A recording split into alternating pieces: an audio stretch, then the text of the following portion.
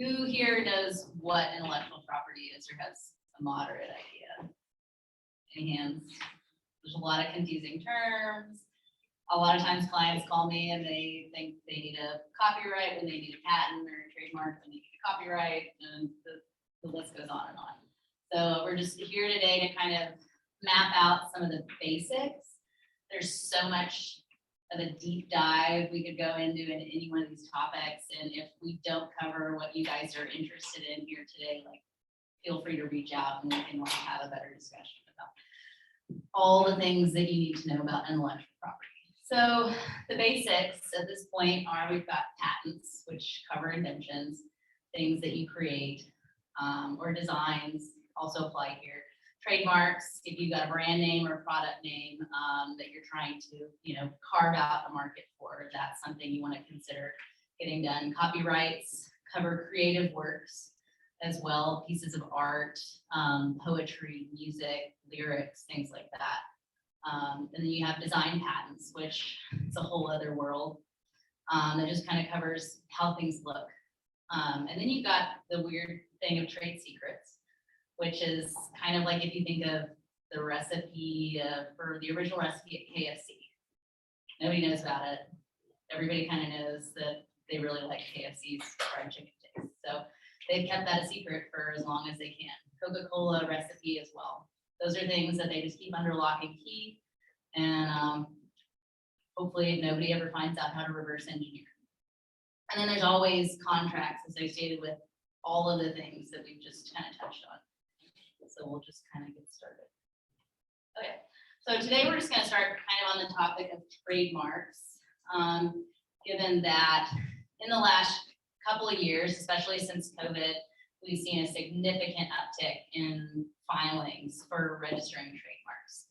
So think if you've got your brand, your business name, or a product that you're trying to roll out in the market, you registered an LLC with the Secretary of State, and you're kind of thinking, okay, we're good to go. You get started with your business, you're rolling along, and you maybe notice somebody else out there using the same name that you're using, or their product is covering the same name that you're trying to like carve it. It's causing confusion in the market, and you're having a problem getting even started. That's kind of where trademarks fall in line, and registering them with the trademark office kind of helps protect that, whether at a state or federal level. So these are some examples of famous trademarks that you guys see every day in the market. When you see that symbol or that brand name, that it's associated with the products that you're buying, the services that you like. Apple, the symbol, you know exactly what that's tied to. That's kind of what trademark registration is doing for you guys. For anybody in the market, for consumers, it's carving out that space for you with that class of goods and services.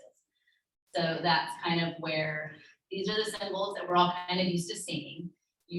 Sometimes the circle R on, a different name or brand, or even the TM.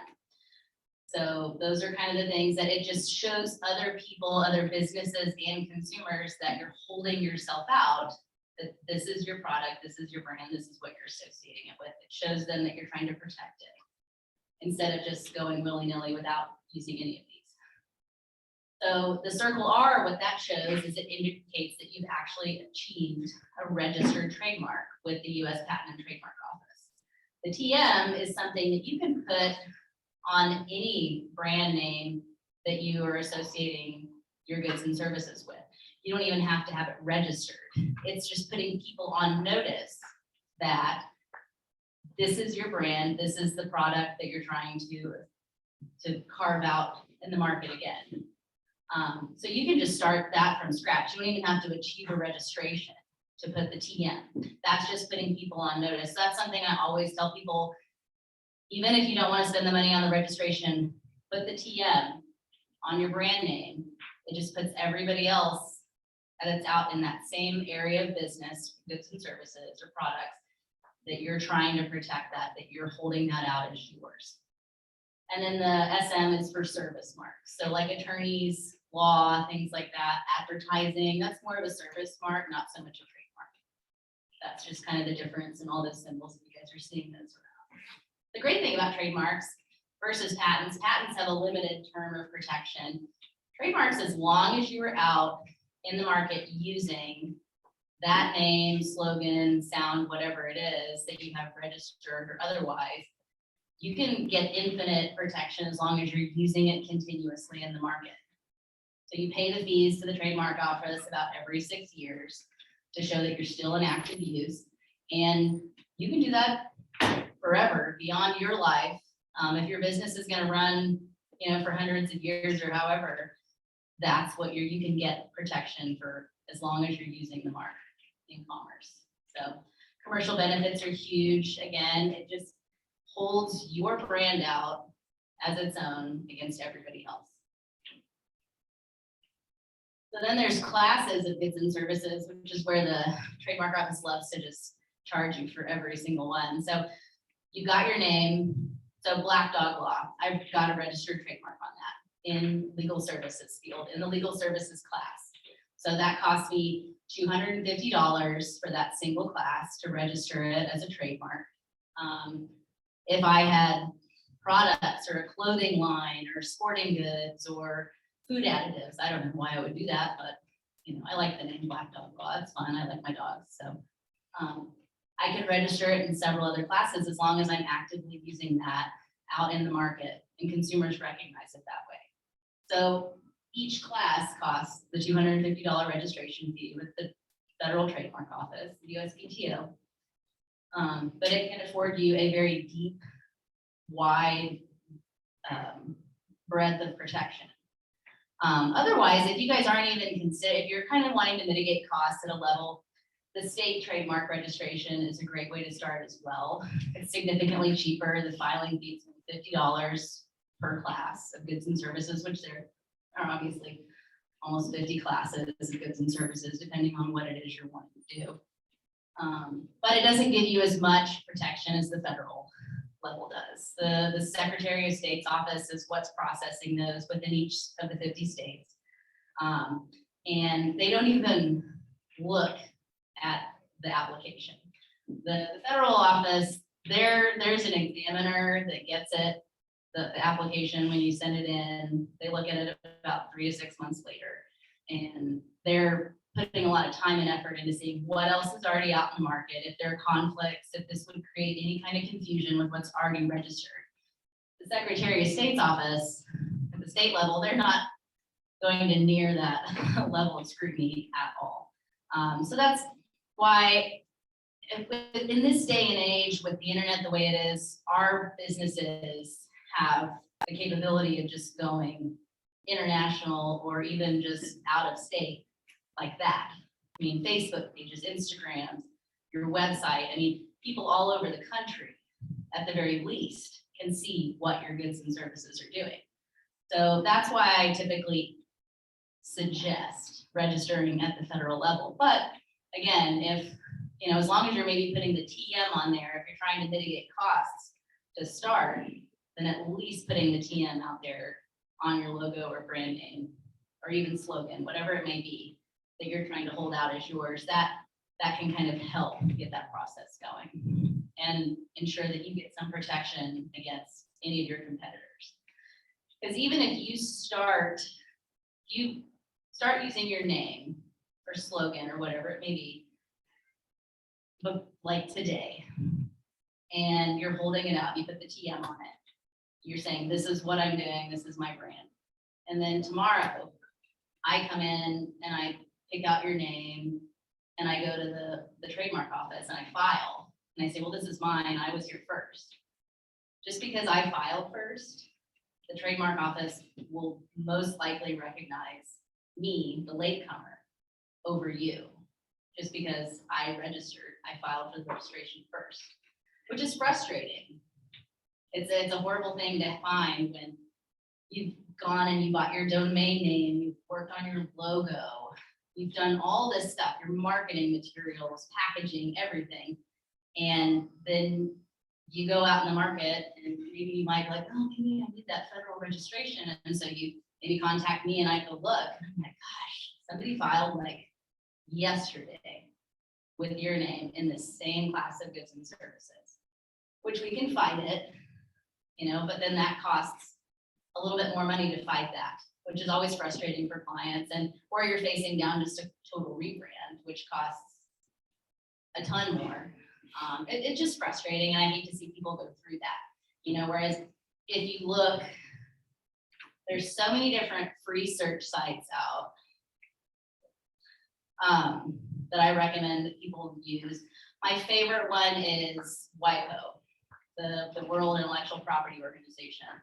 They have a pretty comprehensive search engine that you can go type in your name, you know, your brand name. I can type in Black Dog Law here.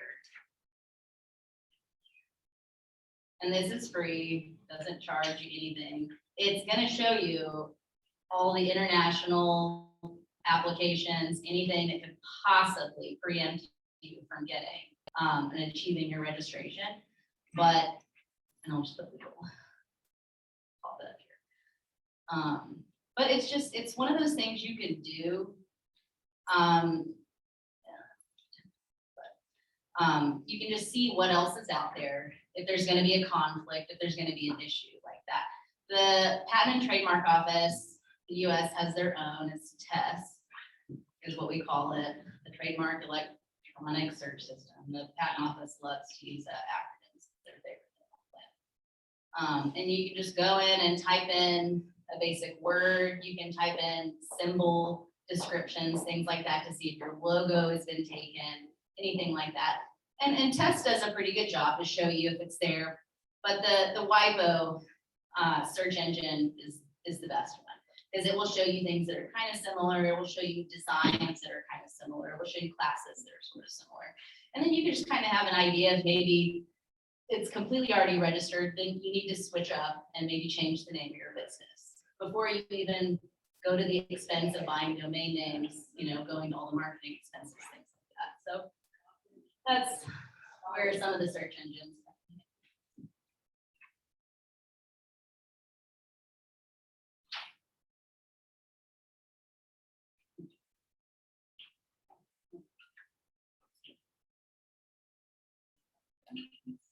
So again, the most important thing before you even start is doing a Google search, going to a trademark database and seeing what's already out there.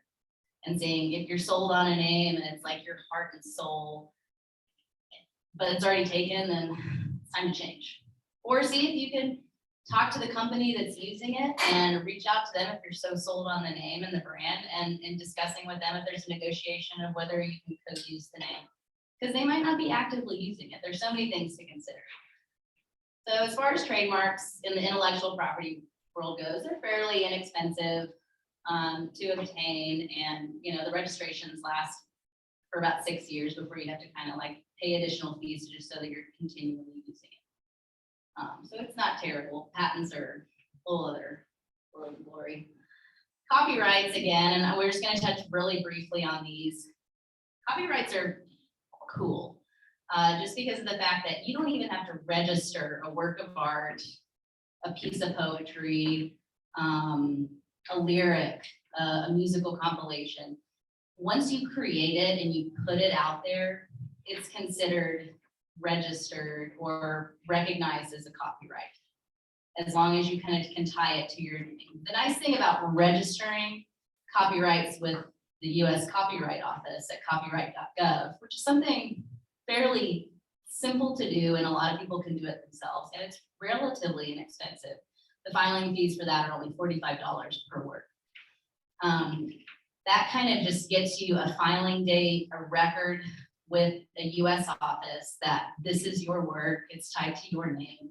And essentially, if you have to litigate or go against someone that may have copied your work in some way or used it without your authorization, you have a little more teeth to go after them with. So that's why I recommend registering works that are really important to you. With the Copyright Office, it's such a simple thing to do. Or always putting a Circle C on your works. no matter what, because you don't even have to have the official registration with the US Copyright Office to do that. You can immediately, once you've created a work and put it into a medium that's tangible, you can put the Circle C on it. It's done. It's ready to go. But the registration just gives you a little bit more of a filing date, a record, things like that, which we lawyers love, things that are recorded. Just weird deal. So again, we'll go into the trade secrets, just a touch. It's the stuff that you keep secret.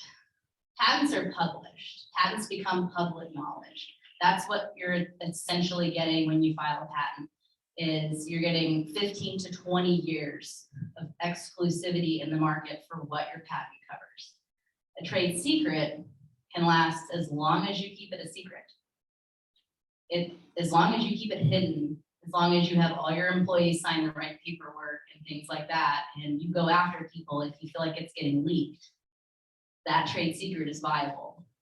So there are some considerations where you consider trade secret over patent protection or vice versa. Which one's more, financially sound? Which way are you going to make most money for the longest period of time? How hard is it going to be to protect that secret that you want to keep hidden from everybody else? Can you do it?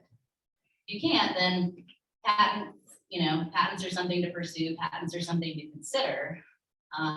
Or if you don't feel like you can keep the trade secret enough, push a lot of time and money into your brand.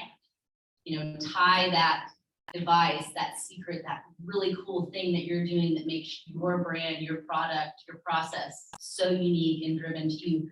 Push time into the marketing, push money into the marketing, the trademarking, getting your name out there associated with whatever it is you're doing that's better than everybody else. So there's just those things to consider when you're starting a business, depending on what it is. So trade secrets they can be hard, but there's a lot of litigation going on right now, especially with trade secrets, especially as far as software development goes, things like that, because patents, as far as software goes, are a little bit of a gray area. So a lot of people are pushing into the trade secret space there. And then there's contracts that kind of goes along with the trade secrets. If you're starting a business and you have something really cool, something really unique that you're wanting to keep tied to your business or your device or whatever it may be, contracts, non-disclosure agreements, non-compete clauses, employment agreements, those things are fairly important when you're trying to keep something contained and to add something that adds value to your business. So, don't shirk on the contracts. Talk to an attorney or a friend that's an attorney, whatever it may be, and see what best practices you need to do to protect whatever it is that you're trying to do. Licensing agreements, that's the other thing. With contracts, that's another contract, licensing your product or your name, like a franchise. Think of, franchise example, McDonald's. I don't know if that's good, but the name, a lot of fast food franchises are franchised. So they're owned locally by certain people, but you're essentially buying a license to use that name, their recipes, all of those things. You're licensing with that company to use the brand and some of the trade secrets and other wherewithal intellectual property that they've developed that's made their business so lucrative. So those are kind of where the licensing agreements come. So patents, there's another deep dive that we can go, but when you achieve a patent application or you achieve a patent issue, the end is not done there. You're only registering enough that you can defend it. So once you achieve a patent, you're not just smooth sailing. I mean, you are to an extent that you've achieved a wonderful, awesomely cool thing. You've gotten a patent on whatever it is that you're doing, your product, but you have to kind of keep in mind that are other people stealing what you're doing? Are they copying it? Is somebody selling your same product that you just got a patent on and they don't have the right to do it? And your consumers are just thinking, well, it's cheaper, I'm buying that one. Is somebody infringing on your patent? So then you have to go after that. So it's not always just, it's not an easy street getting a patent. it's worth it a lot of the time. It just depends on how much you want to pursue and defend it and uphold it. You know, how big do you want the walls to be built around your castle? How deep do you want the moat? Things like that. How much are you willing to do to protect it? And there's so many different kinds of patents. I mean, think of tools, golf, the amount of golf devices and tips and tricks and strengthening tools and swing fixers out there that have patents on them. It's kind of amazing. Dog toys, plants, pharmaceuticals obviously is something that really comes into mind. Shoe designs, you know, there's just endless ways that you can get things protected. So the main kind of patent is a utility patent. It's for the use of something. That kind of will differentiate from a design patent, which covers how things look, and a plant patent, which obviously covers plant material. But as long as you've got the article of manufacture, system, you know, et cetera, you got something that's potentially eligible for a patent. Like things in nature, naturally occurring, like, you know, a plant that I pick up out of the ground, I can't get a patent on that just because it's already naturally occurring. If I breed it asexually, then yes, and make an alteration that's not something that's not already naturally occurring, I can achieve a patent on something like that. But there's a few different requirements. And so we've got the different types of patents. One of the nice things that the U.S. Patent Office offers is a provisional patent application, which falls within the utility type of patents that you can achieve, which is what we automatically always think of, a device, something that you're doing. So a provisional patent application, I kind of commonly refer to as a baby patent application. What that does is it gets you a filing date. It never gets examined. The patent office never looks at it, ever. It buys you 1 year, essentially, of a record. You got the earliest filing date. You're the first one there. The patent office will know that. And then it kind of gives you that year time to see what the market's doing. See, put your product out for sale, put your product out with testers and see how it's doing. See if you need to hone it a little bit more to make it, you know, just the way you want it. So the provisional application is where that comes in, is it buys you that 1 year. The filing fees are very low. You know, the essentially thing is you kind of have a patent attorney, or you can even draft it and submit it yourself. But it buys you that 1 year to kind of see if this is something you want to continue to pursue. Because once you get to the non-provisional level, that's the major patent application that we all kind of think of. And it will get issued, it will get examined by a patent examiner. You know, it will get looked at, it'll be scrutinized, it will be compared to everything else that's out in the market. If it's similar, if it's too similar, all those things. So that's kind of the big one. So the provisional kind of gives you that time, that 1 year period to see how much you want to pursue. It gives you that filing date. And then at that 1 year mark from when you file the provisional, you'll want to file the non-provisional and continue it on until if that's what you want to do. If you're like, man, I don't have time for this, I don't care, we didn't get enough traction with this device, it's a total wash, then you can just walk away. You don't have to do anything else and move on, move in a different direction, whatever it is you think you need to do, which is nice because a non-provisional patent can cost anywhere from $6,000 to and up. I mean, think of pharmaceuticals; those can cost $1 million before they even get issued, and that's why our drug costs are so high. That's another topic for another day. So you know, that's kind of things to consider. That's the nice thing about the provisional patent application within the U.S. The other thing to consider there is that's in the United States. There's an entire international level of filing for patent applications. We won't get into that today. That's something that's a bit of a deep dive and it can get a little confusing. So then we've got our design and our plant patents as well. So again, the design patent, that's also a fairly cheaper option than, you know, full utility patent. So if you've got something that, you know, a lot of times you can get just as much bang for your buck out of a design patent as you can for a utility patent, depending on what kind of monster of an invention it is that you're dealing with. Just depends. Or you might want to apply for both. It depends. Think of like a new snowboard design. You're not reinventing how people snowboard. You're just maybe reinventing the overall look of the board itself. That's unique, that hasn't been done before.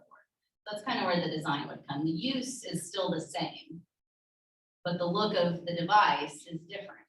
So that's kind of where a design patent comes in. Like think of a cell phone. You know, Samsung and Apple, they're battling it out, and Google, I'm sure, you know, any companies that are in the mobile phone business, they're battling it out with design patents every single day. They're like, nope, our port's right there. They have the charge ports right there. That was in our patent. You guys can't put the charge port in. I mean, it gets a little ridiculous. It's a little insane, but they can be just as valuable. The length of protection of a design patent is only 15 years from the date of issue, whereas a utility patent is 20 years from the date of filing.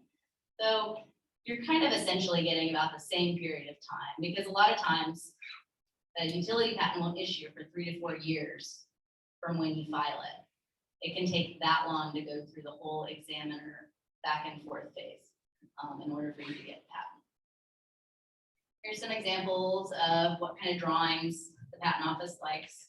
This is what they want. They want black and white, simple line drawings, no 3D, no CAD. They get really irritated about that. You kind of number a lot of the essential features. So they're just really basic drawings, but you want to go with a good patent drawing drafter that can kind of help you get the vision of what it is you've got either in your mind, or if you've got a prototype done, you want them to take that as close as possible to translate it into these drawings. The drawings are a very critical part of patent. And again, the standard for getting a patent at all is it has to be new or novel, can't have been done before, has to be useful. That's where the use part comes in. And non-obvious, which is always a hilarious one, because the examiners are always like, well, this is obvious. And then the argument is, why hasn't it been done before? It's pretty much what you say. So it's a very simple argument against the patent examiner. Like, well, no, nobody's done it yet, so I guess it's not that obvious. So, but it just has to be new, has to be drafted in a way that's new and novel. One of the most important parts about if you have an invention in any capacity is, have you put it out on the market yet? Have you sold it? Have you talked to a group of people like this? Think of, you know, kids at a science fair. They're out showing something that they may be newly created, and they've displayed it at their science fair. And if they don't file for a patent within a year, 1 year, 365 days, they're barred from ever getting a patent on the device as it existed from that disclosure date. That's one of the most important things to tell people, inventors, anyone, is you have a year from that public disclosure of any kind that's considered public. If I'm talking to a friend, hey, I got this cool thing, you know, I kind of tell them a little bit about it. It's not a disclosure the patent office is going to consider. If you're kind of confiding in someone, if you have a bunch of people sign NDAs, non-disclosure agreements, to test out a product, that's not considered a public disclosure. You have tried to keep that secret. You've done everything you can to not allow for a public disclosure. But remember, you've got a year. So if you put your product out for sale or show it to people in a way that's considered public, and then you come to me or another patent attorney like a month later, we're good. You know, we're gonna you know, disclose that we had that earlier date of disclosure, but we have a year from that to file for that main non-provisional application. Okay, I can go ahead and file a provisional. We've got not quite a year, we've got 11 months until we have to file, you know, the big kahuna, but you still have protection there. And in Facebook disclosures, I've had clients that, you know, one of their guys was like, oh my God, I got this great new product from, you know, so-and-so business, you know, it's awesome. And they put it out there, and I see that on Facebook, and I call client and I'm like, hey, we got a public disclosure issue here. Like, we need to get this filed like yesterday as soon as possible, you know, but things like that, at least what that's doing is it's tying that product to that brand Whereas if anybody else comes and tries to circumvent in the meantime, before we can get that application on file, we've still got that record of a Facebook disclosure. As annoying as it is, at least it ties it to you, your brand, who you are, versus, you know, just some random that's like, I came up with it first. And you're like, no, you didn't, because see this disclosure here. That's ours. You didn't come up with it before that. Prove to me that you did. So, you know, there's things like that, but the disclosure date, just always be mindful of it. Tell all your friends if they're ever thinking about inventing anything, be careful about those disclosures like that. Because it's just can be devastating. You might have a really great protectable product and you are barred from getting a patent if you go over that 1 year mark of a public disclosure. Want to get a billboard. So, get a patent or not? Do you want to spend the money on it? Do you want to spend the time? Do you want to get gray hairs over it? I don't know. Is it going to add enough value to your business? Is it, you know, is it protectable? Is it something that's, you know, truly going to get carved out?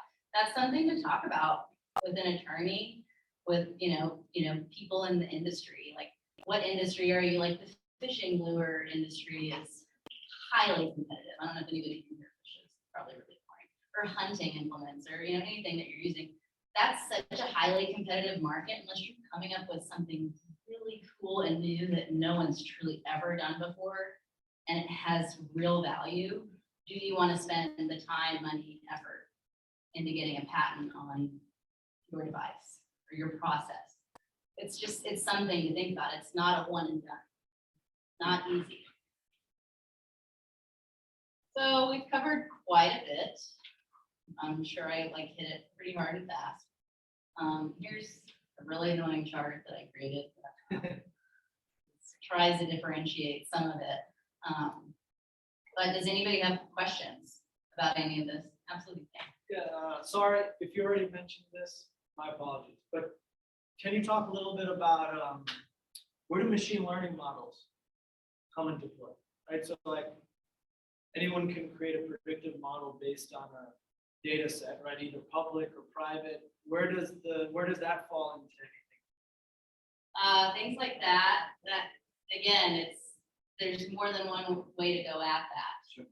Depending on what your sector is, you know, what's kind of the industry standard, what's happening, how fast are things changing, moving, things like that. You know, is it going to be worth it to pursue a patent on a process? You know, business models too, in and of themselves, are in a huge gray area, you know, continually with the patent office. You know, is there enough differentiation there to pursue any kind of protection? Would you want to pursue a copyright? You know, there's so many different ways to go about that, depending on the value of what it is that you've got. And it sounds like that's such a ridiculous lawyer answer. Well, it depends. Right. Love that one. Do you know if machine learning models have ever been patented before? I know I can probably Google it. Not that I'm aware of, but it's very possible. I mean, the software sector, AI, the patent office doesn't even know what they're doing with that stuff. I mean, they just barely figured out software code and patents like today. I mean, they still have no idea really what's going on. And that's not to say that what you have or one of those is not protectable. You know, it might be something to pursue. There might be a trail to blaze there, which is basically what's happened with software patents. Is you just had somebody that was like, we're doing this, what we have, you know, the code that we have is like truly unique and protectable. And, you know, if they're willing to put that much time and effort also into defending it, then, you know, it could be worth it. And a lot of times, you know, it just depends on who you're dealing with. Is somebody just like, nah, why are you bothering? You know, kind of an attitude. Or do you have somebody that's like, oh my God, we're gonna, you know, just give it everything we have and, you know, give it all of our defenses possible. You know, it just depends on the nature of what it is you've got and who it is you're surrounding yourself with and how you're kind of feeling about it, how strongly. Yeah, there's one more question. So I work for IBM, and IBM has a reputation of being called a patent troll, right? So I've actually only dug into it a little bit, but my general understanding is you have big corporations, i.e. like an IBM, that has N number of patents. They actually incentivize us to create patents. So I have one to my name and they'll pay you $1,500 for your first one and then N amount for each one after. Over $1,500 huh, for like the Yeah. entire amount of For- things that you created, and they're probably gonna reap millions off. So I Exactly. love that. But what's that? So could you explain a little bit about that concept of like, why is that even a thing in the market? And yeah, just anything. Patent trolling has become a pretty fun term to use these days, and you see it in certain areas, especially in like software and technology. It's, if you dream it, you might not even have it implemented in Right. practice. But you had somebody draft up a patent on a dream essentially, or an idea. They haven't actually executed it, and they can achieve a patent on that idea and a dream. So, I mean, it's something, so, all of these larger companies, especially the way that the patent system is created right now, it's a first to file system, not a first to invent. Right. So, which changed in 2013 to the first to file system, which standardizes the system and how you determine, who was there first, sort of.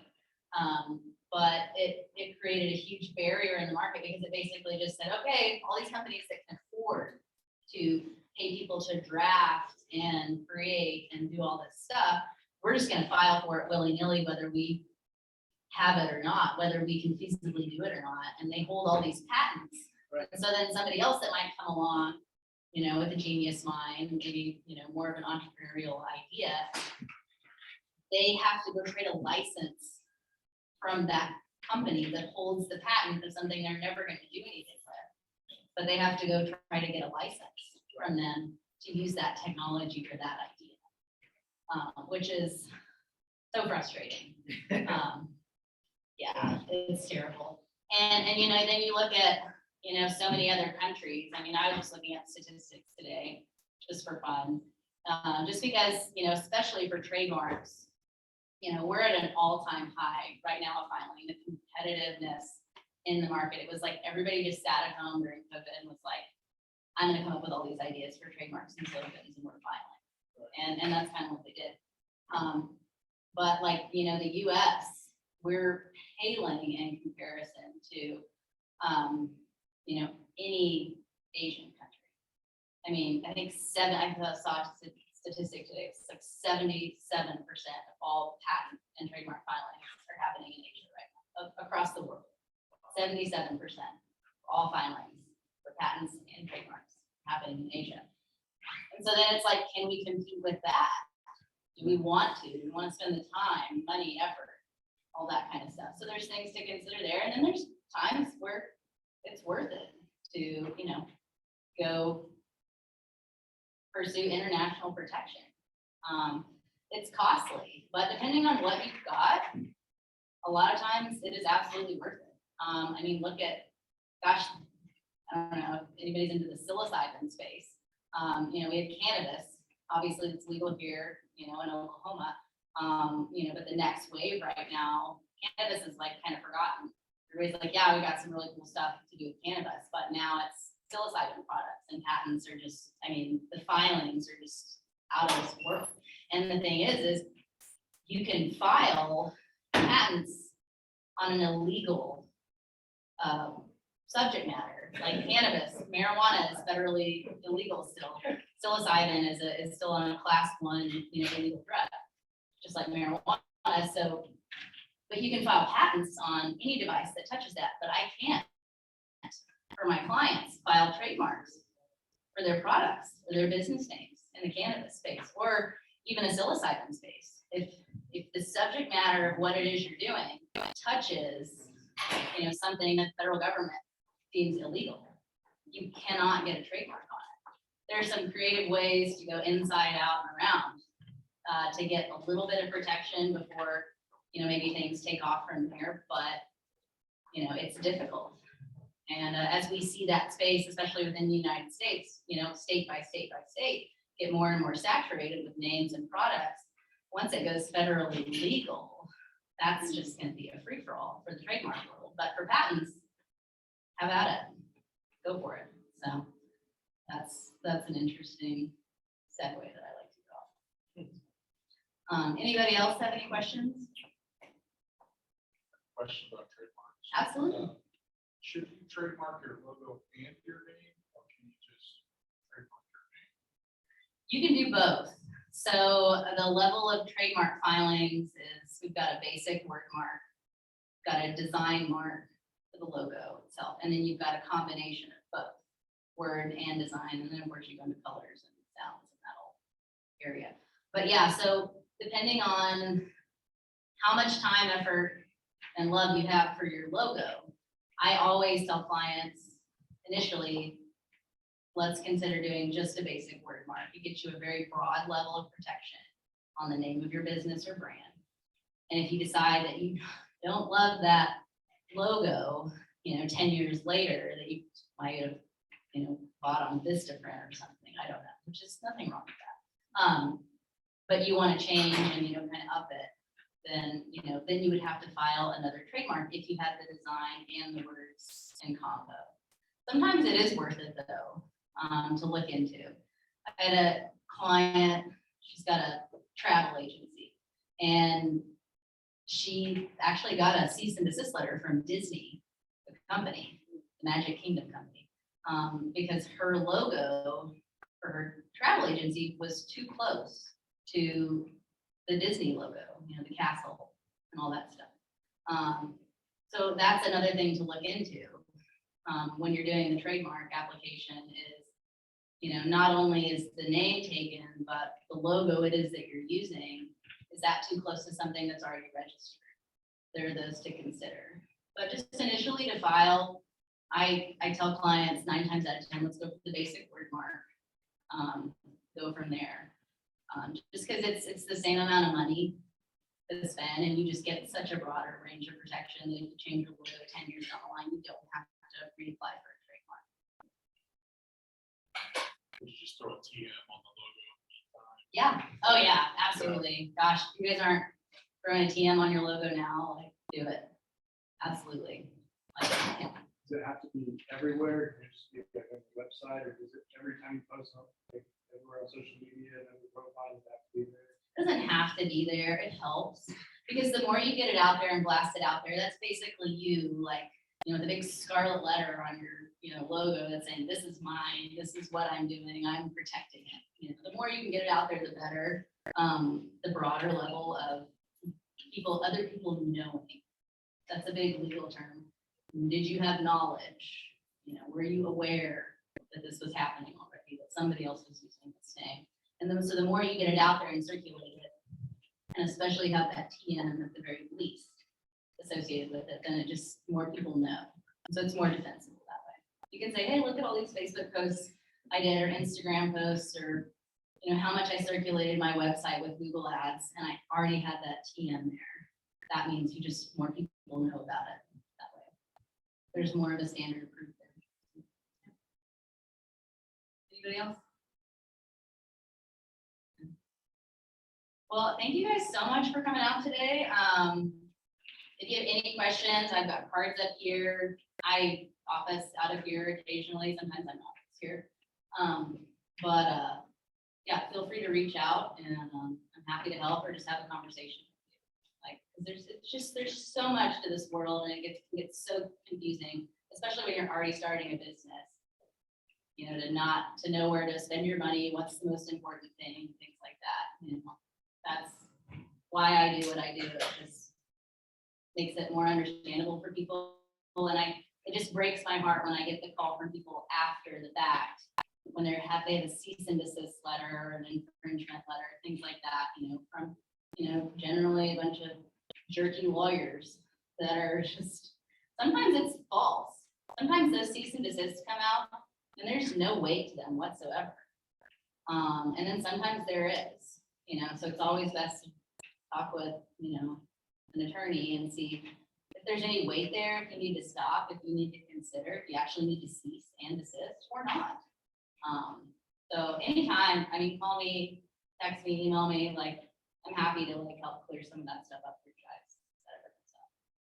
Thanks, everybody, for coming out. Thank you so much for the rest.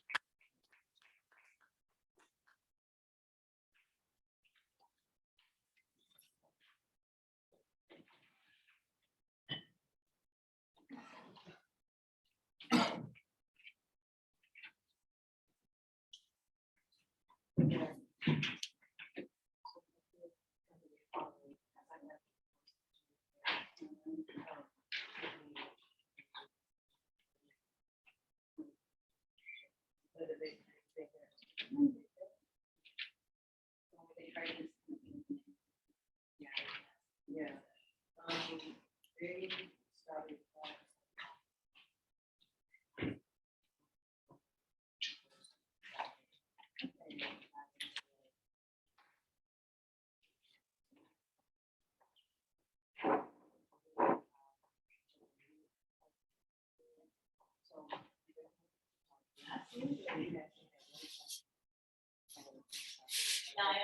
They started. I always have like the big ones on here. Oh my God, absolutely. There's more at the back. Okay. So.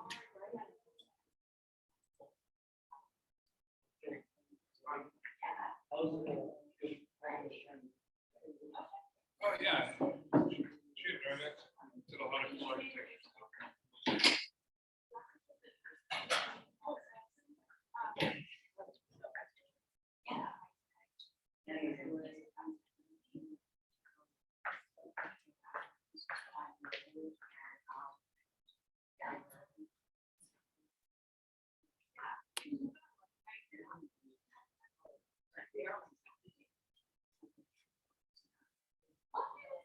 You know, you're